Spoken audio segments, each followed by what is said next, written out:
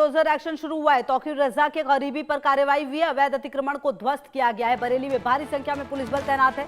आपको याद होगा बरेली में 26 सितंबर को हिंसा हुई थी, जिसके बाद अब एक्शन लगातार लिया जा रहा है। अवैध अतिक्रमण को ध्वस्त किया गया। इससे पहले भी आपको बता दें, जो तौकीर रजा है उसको जब गिरफ्तार किया गया, उसके बाद जो अवैध जितनी भी चीजें थी उसको खत्म किया गया। तौकीर रजा के अब करीबियों पर कार्रवाई हो रही है। बरेली में हिंसा के बाद जो एक्शन है उसमें सरकार लगातार नजर आ रही है, पुलिस प्रशासन नजर आ रही है। अवैध अतिक्रमण को ध्वस्त किया गया है और यहाँ पर भारी संख्या में पुलिस बल की तैनाती की गई है। एक बार फिर से बुलडोजर गजा यहाँ पर अवैध कब्जा जो कि लगातार नजर आया और अब यहाँ पर जो बुलडोजर एक्शन है वो नजर आया है।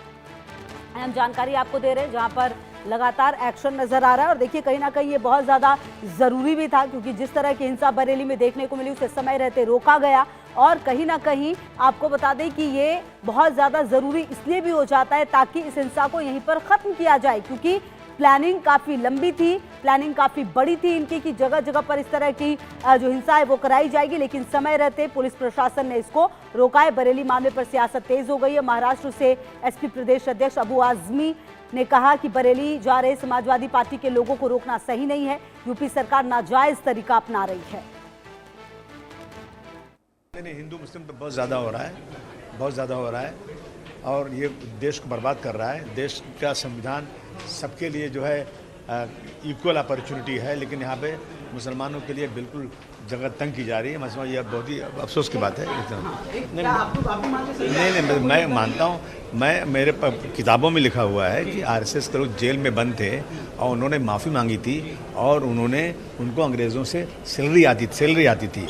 और गांधी जी के कातिल कौन थे पता लगा लीजिए, आप देख लीजिए क्या योगदान है।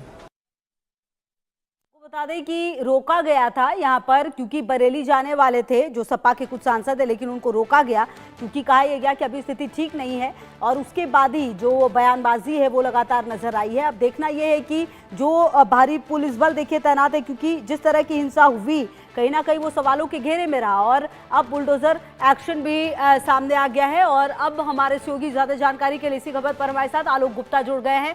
आलोक, देखिए जो कुछ भी हुआ वहां पर पिछले शुक्रवार को, उसके बाद के जो एक्शन है वो ये बता रहे हैं कि इस तरह की हिंसा कहीं पर भी बर्दाश्त नहीं की जाएगी और अगर आप इस तरह की हिंसा को अंजाम देंगे तो फिर प्रशासन जानती है कि उसको किस तरीके से बैलेंस करना है। ना सिर्फ तौकीर रजा बल्कि उनके करीबियों पर भी कार्रवाई होती हुई। आलोक,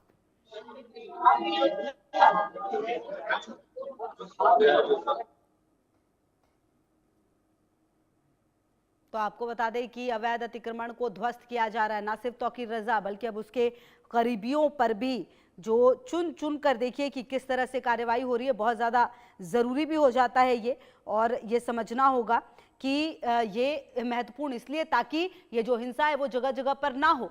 और क्योंकि कहीं ना कहीं बहुत ज़्यादा जिस तरह की स्थिति जो है बरेली में ख़राब करने की कोशिश की गई, प्लानिंग की गई, लोगों को भीड़ जो है वो उसे इकट्ठा किया गया, कहा गया कि जुमे की नमाज के बाद आप रुकिए, आप एक मैदान में आइए, और उसके बाद जो स्थिति है वो काफ़ी ख़राब हुई। हालांकि समय रहते पुलिस प्रशासन ने तमाम स्थिति को समझा, देखा और अब लगातार यहाँ पर जो बुलडोजर एक्शन है वो नजर आ रहा है। और देखना ये होगा कि ये एक्शन किस तरीके से आगे भी जारी रहेगा, क्योंकि कहीं ना कहीं आपको बता दें कि ये बहुत ज़्यादा ज़रूरी है कि इस तरह की जो हिंसा हो तो फिर उसका एक्शन। और उत्तर प्रदेश में खुद देखिए सीएम योगी आदित्यनाथ ने इसमें संज्ञान लिया था। आपको याद होगा जब ये हुआ था उसके बाद सीएम ने कहा था कि उनको पता नहीं है कि यहाँ पर किसका शासन है, हम ऐसा इलाज करेंगे कि पुश्ते भूल जाएंगी हिंसा कराना।